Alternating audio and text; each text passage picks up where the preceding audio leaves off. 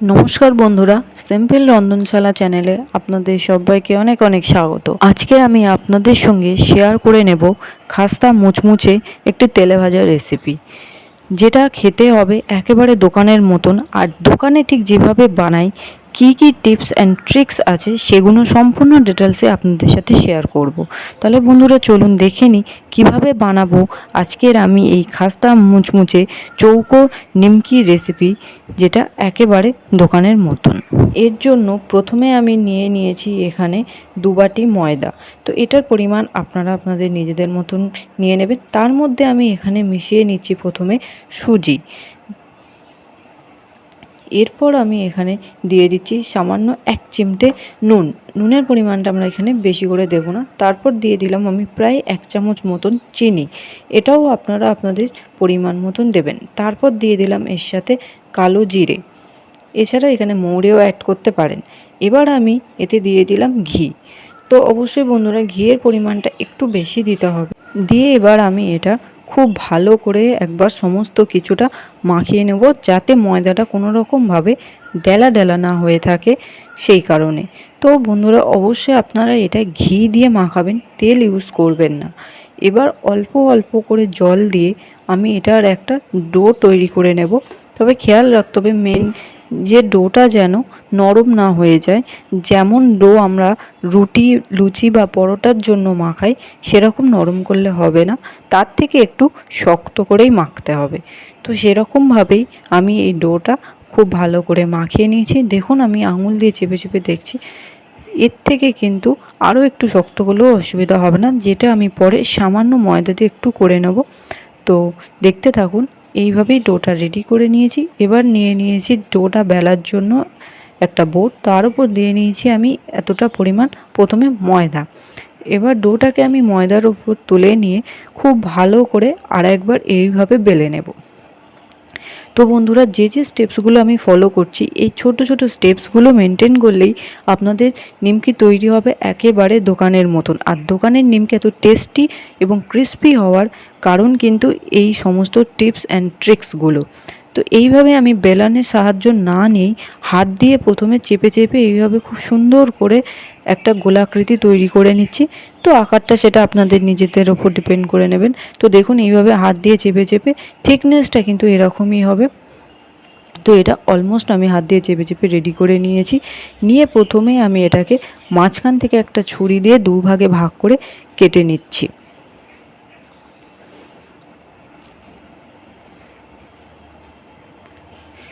নিয়ে এবার এর সাইডগুলো থেকেও এইভাবে কেটে কেটে পোর্শনগুলো বাদ দিয়ে দিতে হবে, যতক্ষণ না পর্যন্ত এটা একটা সমান আকারে আসছে।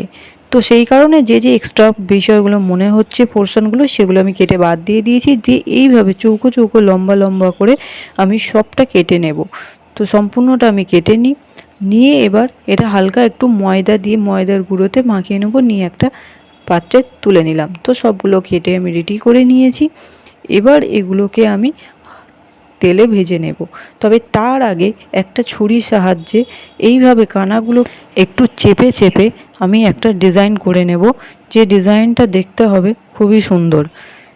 তো দেখুন ডিজাইন থাকলে সেটা খেতেও খুব সুন্দর লাগে, দেখতেও সুন্দর হয়, তাতে বেশ ভালো লাগে। আর আপনারা এই রেসিপিটা খুব চটপট কম সময়ের মধ্যে করে ফেলতে পারেন। আর যদি বাড়িতে তৈরি করে এইভাবে বাচ্চাদের টিফিনে দেন, তাহলে তারাও ভীষণ খুশি হয়ে যাবে। আর আপনারাও বিকেলবেলা বা সন্ধেবেলা চায়ের সঙ্গে নিয়ে বসে পড়তে পারেন এরকমই মুচমুচে খাস্তা নিমকি। তো দেখুন বন্ধুরা ডিজাইনটা কত সুন্দর আসছে। বাকিগুলোকেও আমি সমস্ত কিছু একসাথে তৈরি করে নিচ্ছি। নিয়ে তারপর আমি ফেরত আসছি ভাজার জন্য। কড়াইতে আমি তেল দিয়ে গ্যাস ওভেনে বসিয়ে দিয়েছি। আর এদিকে আমার এগুলোও কাটা হয়ে গেছে।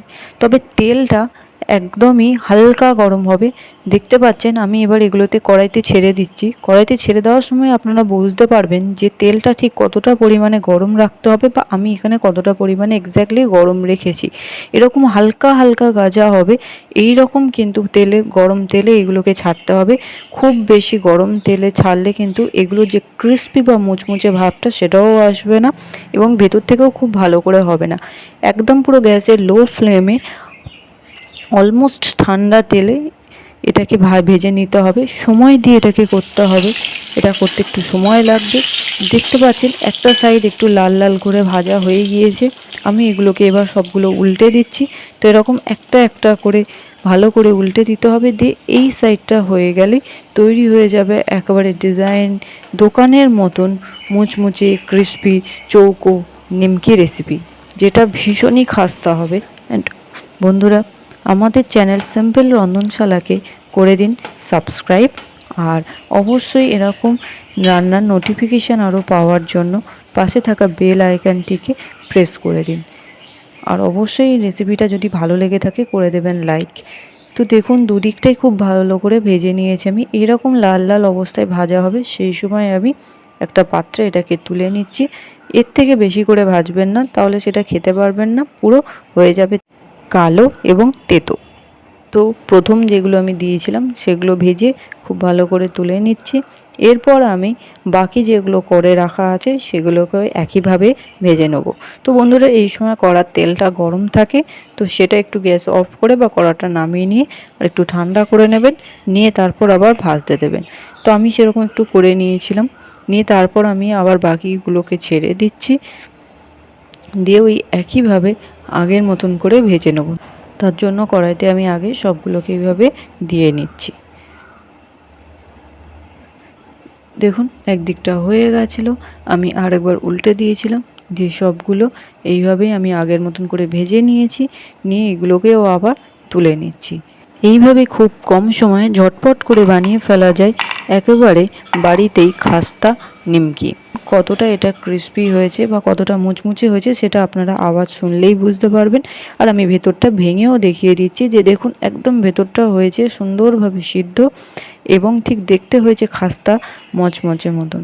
তো অবশ্যই বন্ধুরা এইভাবে আপনারাও সমস্ত বাড়িতে থাকা উপকরণ দিয়ে বানিয়ে ফেলুন এই অসাধারণ খাস্তা ক্রিস্পি চৌকো নিমকি। তো কেমন হলো অবশ্যই আমাদেরকে কমেন্ট করে জানাবেন, ভালো লাগলে করে দেবেন একটা লাইক, আর প্লিজ এই রেসিপিটাকে শেয়ার করবেন। আর আমাদের চ্যানেল সিম্পল রন্ধনশালাকে করে দেবেন সাবস্ক্রাইব, আর পাশে থাকা বেল আইকনটিকে প্রেস করে দিন নতুন নতুন রান্নার নোটিফিকেশান পাওয়ার জন্য। ধন্যবাদ।